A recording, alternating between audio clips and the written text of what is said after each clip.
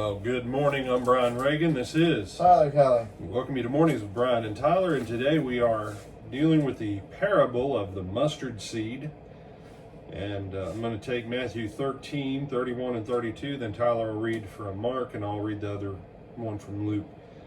It says, "Another parable he put forth to them, saying, The kingdom of heaven is like a mustard seed, which when a man took and sowed in his field, which indeed is the least of all the seeds, but when it is grown, it is greater than the herbs and becomes a tree, so that the birds of the air come and nest in its branches." In Mark 4, 31 and 32. It is like a mustard seed, which when it is sown on the ground is smaller than all the seeds on earth. But when it is sown, it grows up and becomes greater than all herbs and shoots out large branches, so that the birds of the air may nest under its shade. All right. And then Luke 13, verses 18 and 19 says, "Then he said, What is the kingdom of God like, and to what shall I compare it? It is like a mustard seed, which a man took and put in his garden, and it grew and became a large tree, and the birds of the air nested in its branches." Now, within all of these, Matthew 13, we've had the parable of the sower.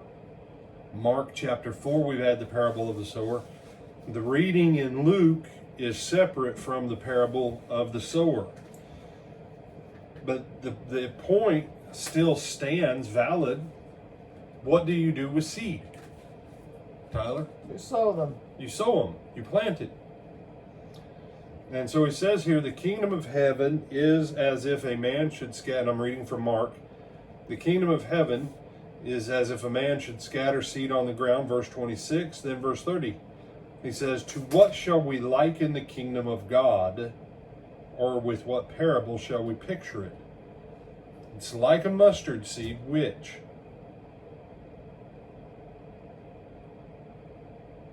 what? Is smaller than all the seeds on earth." Now, wait a second. See, this has caused people some trouble, because the mustard seed is not the smallest seed on earth.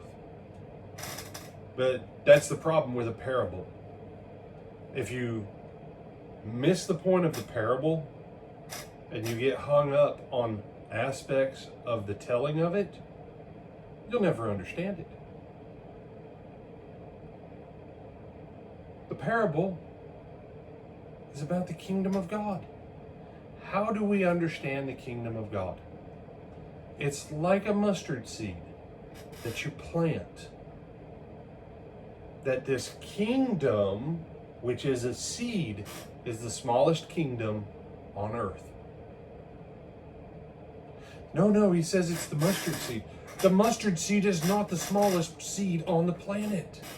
There were other seeds in Jesus' day and time that they knew of that were smaller.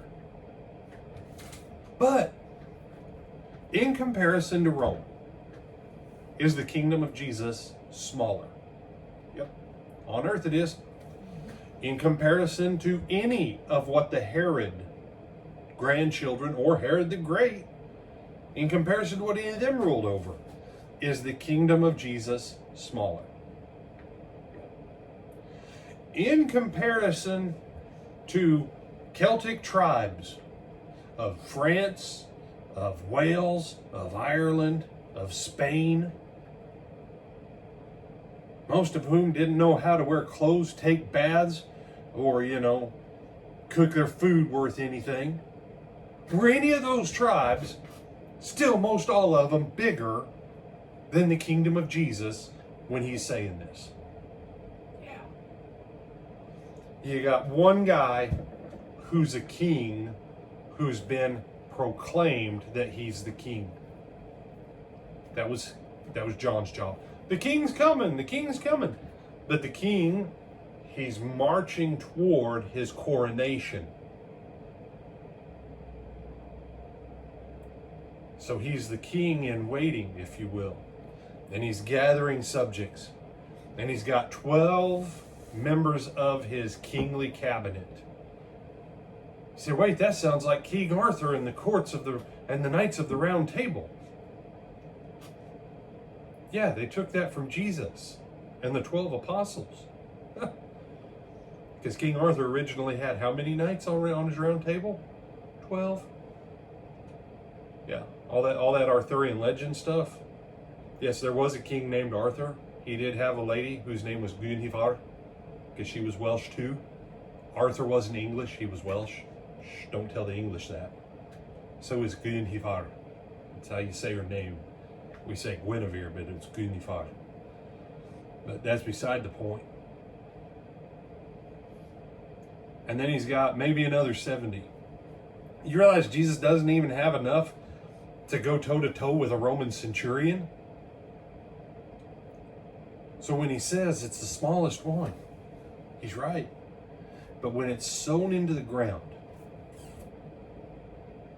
it's going to be big enough that all the birds of the air can make their home in its nest. Not just the clean birds, but the unclean birds too. So it shows us the nature of the kingdom. And so as you're looking at this parable, don't miss that Jesus isn't talking about mustard seed. He's talking about the kingdom, and he's using something that they all knew about to connect it across. Do you have some other thoughts on this one, my brother? No, sir. You sure? Yes, sir. Positive? Mm-hmm. Supercalifragilisticexpialidocious positive? Uh-huh. All right.